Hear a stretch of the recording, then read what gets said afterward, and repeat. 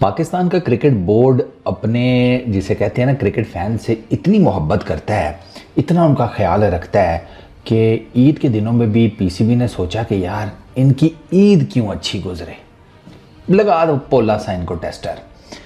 दो तीन खबरें मिक्स हो गई हैं, मतलब इन वे के सलमान अली आगा से स्टार्ट करते हैं। वो जो स्ट्रक्चरल रिफॉर्म्स हो रहे हैं, पीसीबी कोई रेनेसांस के दौर में दाखिल हो रहा है, ठीक है, उसमें जनाब अब सलमान अली आगा से रिलेटेड बात हो रही है कि ऑल फॉर्मेट्स कैप्टन उनको बनाए जाने का इम्कान है। ये इतनी बड़ी चवल मारेंगे ना, मतलब सलमान अली आगा अभी ताज़ा वो कप्तान बना है T20 का।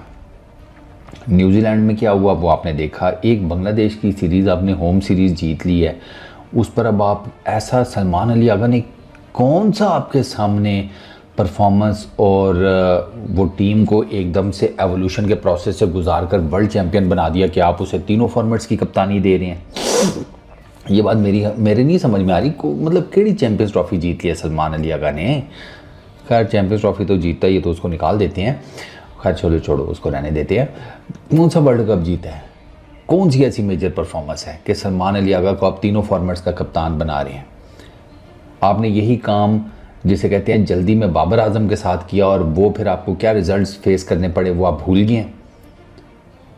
गुड्डू पंडित याद आ गए, गुड्डू पंडित और शरद शुक्ला कि तुम्हारे पापा भी पहले गए थे, तुम भी पहले जाओगे। और भैया ये it is way too early. Shan Masood का प्रॉब्लम यह है कि मैंने जब शान मसूद कैप्टन बना था तो मैंने तो उसी टाइम कहा था, मैं कहा गुरु तेरी तो टीम में नहीं जगह बनती, लेकिन अब तू कप्तान बन गया तो तुझे सपोर्ट तो करेंगे। लेकिन अब वो बात वो ये पल्ले नहीं थिलाते कर दी फिर दी मेला। कितना टाइम चलता, 12 टेस्ट है, 9 हारा हुआ है, अपनी परफॉर्मेंस भी घोड़े लगी पड़ी हुई है। होता है ना, शान मसूद की अपनी कोई परफॉर्मेंस होती फिर भी था, वो भी कुछ नहीं है। अच्छा उसका कप्तान सऊद शकील है, उसका टेक्निकली बनता है कि उसको कप्तान बनाया जाए, आप बाहर से सीधा सलमान अली आगा को कप्तान बनाने के चक्करों में बातें हो रही हैं, ये नहीं मुझे समझ में आई। अच्छा रिजवान में क्या प्रॉब्लम है, मतलब रिजवान ठीक है चैम्पियंस ट्रॉफी में हो गया, उससे पहले ट्राई नेशन सीरीज़ में ख़राब परफॉर्मेंस हो गई। अगर ये दो उसके बुरे गए हैं तो उससे पीछे ऑस्ट्रेलिया में वो सीरीज़ जीता है, साउथ अफ्रीका में वो सीरीज़ जीता है। तो ऐसा तो नहीं है कि एकदम रिजवान के भी आपने बैंड बजाने का सोच लिया है। तो ये this is way too early. यहाँ तो होना कि बहुत ही बुरा किस्म का हिसाब किताब चल रहा है और हम T20 में बहुत आउटस्टैंडिंग कर रहे हैं, तो फिर भी समझ आती ये वर्ल्ड T20 तक रुक जाए, आपका पता लग जाएगा आप कितने पानी में हैं एज ए टीम।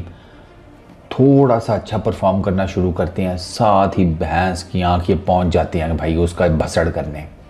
अच्छा एक चीज़ तो ये सलमान अली आगा की कप्तानी, मैं तो उसके बिल्कुल फेवर में नहीं हूँ कि आप उसे बहुत जल्दी तीनों फॉर्मेट दे रहे हैं, वो फंस जाएगा।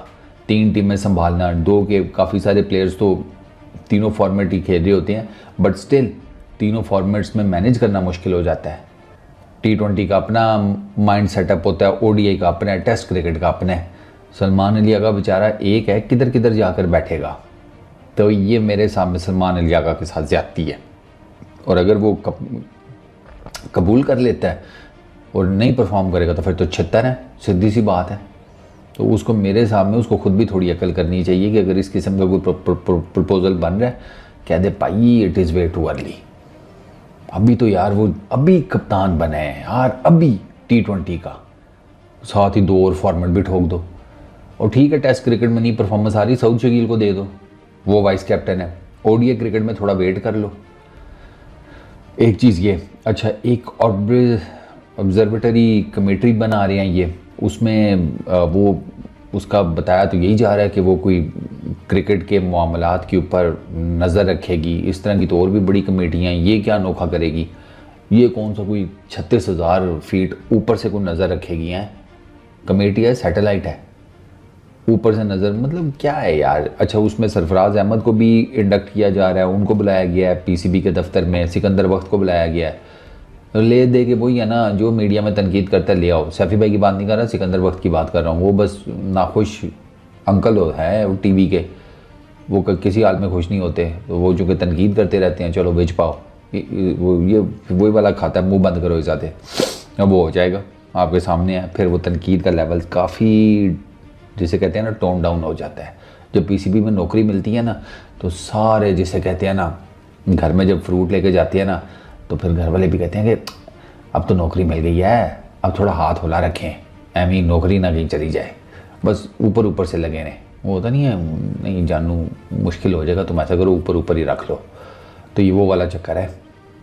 अच्छा, सिलेक्शन कमेटी, कुछ कह रहे हैं कि उड़ाने लगे हैं सिलेक्शन कमेटी को, कुछ कह रहे हैं कि नहीं, कुछ मेंबर्स को उड़ा देंगे, कुछ को रखेंगे। अच्छा, एक तीसरी भी बात हो रही है, वो ये है कि पूरी की पूरी जो सिलेक्शन का प्रोसेस है ना, उसी को रीवैम्प करने लगे हैं। भैंस की आंख, ये क्या करने लगे हैं? रीवैम्प कैसे करेंगे? मतलब अब सिलेक्शन कौन करेगा? मैं, चाचा नीफ? रीवैम्प कैसे होगा सिलेक्शन का पूरा प्रोसेस? खैर चलो वो भी देख लेते हैं। उसमें कह रहे हैं कि माइक हैसन से बात हुई है, उसमें कप्तान और कोच उनकी सह होगी, विच इज़ गुड। उन्होंने, एक ने टीम अपने अंडर खिलानी है, दूसरे ने टीम को मैनेज करना है, ठीक है, उनकी कोचिंग करनी है उनको गेम प्लान, गेम स्ट्रेटजी बनाकर देनी है। अब खुद सोचो, स्ट्रेटजिस्ट के पास कागज़ पत्तर पूरे हैं, लेकिन उसने जिसको समझाना है वही नूर है, तो वो बेचारा उससे क्या क्या उसको समझाएगा और उससे क्या तेल निकालेगा? समझ रहे हो ना तुम कि भैया जितना मर्जी अच्छा कोच हो, आगे नल्ला बैठा हुआ है ना, फारग, जिसने कुछ नहीं करना, जो सिफारिश पर आया हुआ है, तो वो नहीं चल सकता। तो ये ठीक है कि भाई टीम की जो सिलेक्शन है ना, उसमें कप्तान और प्लस कोच, इन दोनों का ठीक ठाक रोल होना चाहिए, ऑनेस्टली स्पीकिंग। क्योंकि बेइज्जत भी तो इन्हीं दोनों ने होना होता है ना, छुट्टी भी इन्हीं दोनों की होती है।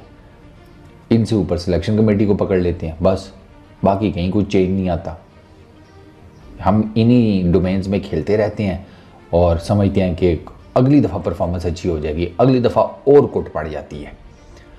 तो मेरा ख्याल है कि ये जो थोड़ी बहुत चेंजेस है वो तो समझ में आती हैं कि चलो सिलेक्शन कमेटी में आप चेंजेस कर रहे हैं, ओके फाइन। आप अगर उसका कोई प्रोसेस रीवैम्प करना चाहते हैं, वो भी एब्सोल्युटली फाइन, वो देख लेंगे ना आने वाले दिनों में कि ये क्या रीवैम्प करते हैं ठीक है। अब आपने, जहाँ तक बात रहेगी सलमान अली आगा की, आपकी नेक्स्ट जो टेस्ट सीरीज़ है वो साउथ अफ्रीका के अगेंस्ट है अक्टूबर में। सऊद शकील को दे दो। अगर आपको शान मसूद खटक रहा है ठीक है, दो कि मैं तो कह रहा था कि शान मसूद को 2-4 टेस्ट मैचेस और मिल जाने चाहिए, बट अगर आपको वो खटक रहा है तो आप सऊद शकील को दे दें, सलमान अली आगा को मत दें। Simple is that. Salman Ali Agha को T20 टीम को तैयार करने दें, वो T20 में अपने हिसाब किताब में लड़के तैयार करे, एशिया कप में अच्छी परफॉर्मेंस दे, वर्ल्ड T20 में अच्छी परफॉर्मेंस दे, कोई उसका भी कॉन्फिडेंस मज़ीद हाई हो, और फिर वो आकर अगर बाकी टीम्स को मैनेज करे तो फिर तो समझ में आती है। अगर आपका बच्चा ABC सीख गया तो इसका मतलब ये थोड़ी है कि उसको भैंस की आँख, वो ड्रेस शर्ट और ड्रेस पैंट पहना के, जूते पहना के बिठा दो उसको UPSC में या CSS में। नहीं होता ना। तो ये वही चक्कर है, अभी वो ताज़ा है, नया है, उसको अभी अपनी जगह पक्की करने दें, एज ए प्लेयर भी, एज ए कप्तान भी। अभी तक तो सलमान अली आगा के ऊपर उसकी पोजीशन T20 से रिलेटेड क्वेश्चन मार्क है। लोग ये कहते हैं कि भाई ज़रा बड़ी टीमें आने दो फिर देखते हैं। अभी तो यहाँ पर ये बात चल रही है, आप उसको तीनों फॉर्मेट का कप्तान बनाने के चक्कर में हैं। ये ज़्यादती ना करें क्रिकेट के साथ, मेहरबानी करें।